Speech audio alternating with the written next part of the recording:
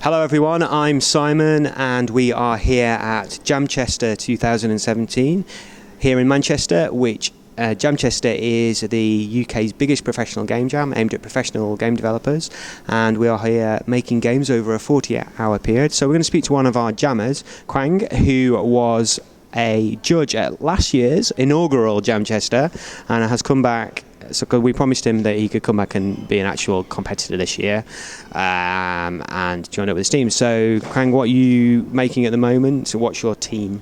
Hi, so we're Team Grumpy Pug. We're making, we consist of three of us, myself, Julian Adams, who codes, and Tashan Davis, who does the pixel art. We're making a game where you're two parents with attributes who make a child, then send the child off to camp, which just happens to be a 90s style slasher horror movie camp, and they have to survive with the attributes they've got from your parents, from their parents, and survive camp and make it through. And if they survive, they get to and then pass on their genetic code onto another child, and so makes the path of the future. Right. So the game jam theme is Shape the Future. So how does it fit? So how does that fit with Shape the Future? Exactly. So the future are the children. Obviously. I believe the children are the future, and then they stab each other in some sort of slasher flick. Well, they don't stab each other, but they have to survive the many horrors of the camp. It's Camp Terror they're at. Yeah. So just they happen to camp at Camp Terror. Have you got a name for the game yet?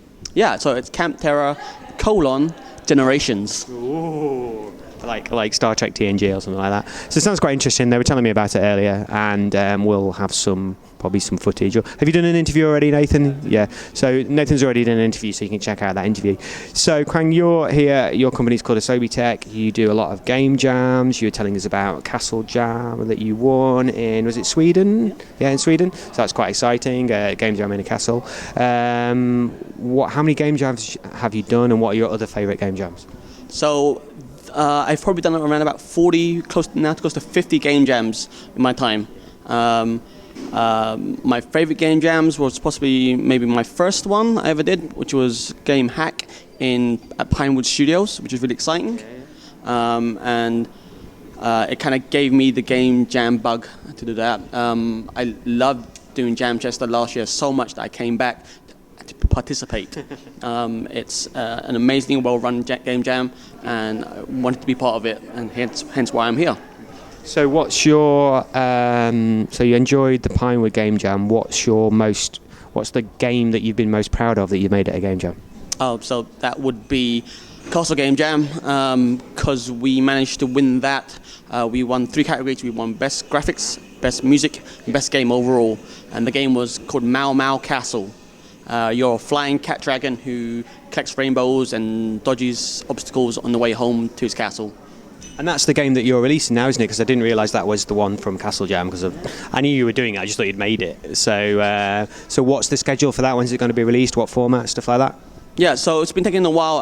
It actually overtook our main project, which was Dr. Harrison and the Blood Crystals, which was a platform we were working on.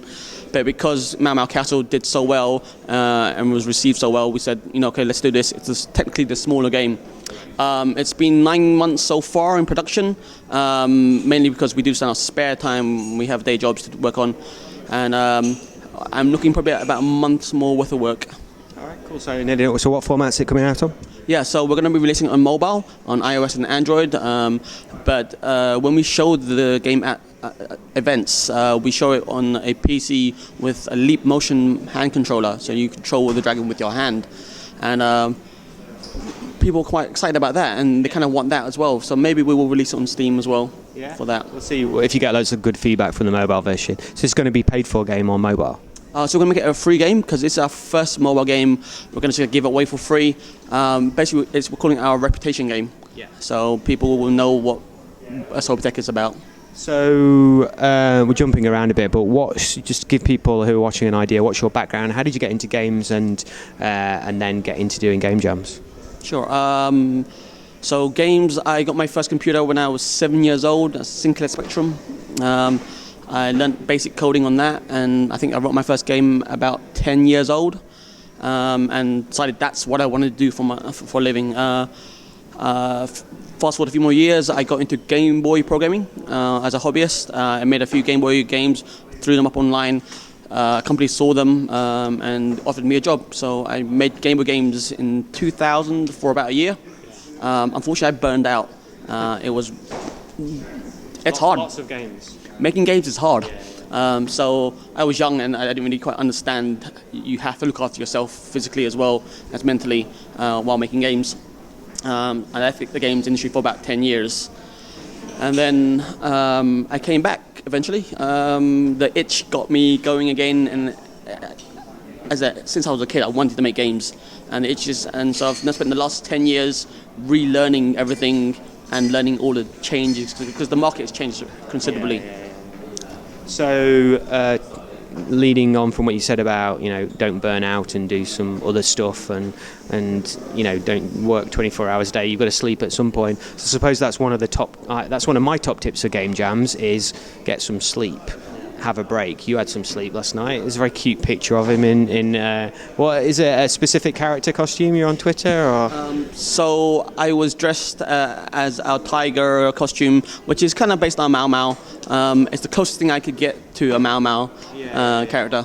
Mau Mau. So basically, Quang in Mau Mau costume. He's living the game. But that's a good point. So one tip for game jams: have a break, get some rest, get some sleep. Because if you do 3 hours sleep, it could make you tired for the rest of the day. So it's even worth having a decent chunk of sleep. Any other, you're game jam expert. What are your other tips for the game jams?